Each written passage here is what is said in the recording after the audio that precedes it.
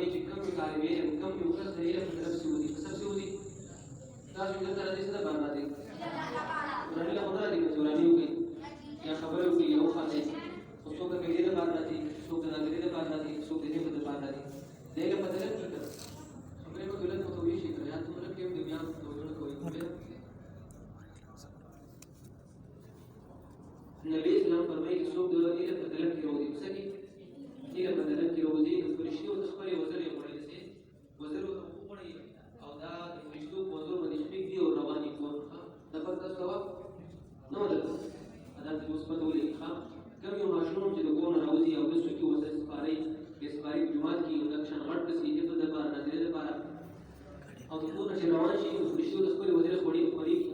د عزت دپاره چې دې شپې چې کله قدمونه په ځمکه پورې ونه لګي او دا روانې تر دې پورې جومات کې راورسېږي چې کله د جومات ته ځي نو بیا چې کله د وزرو ته خورېږي او کور کې ورسېږي که تاسو وایئ دا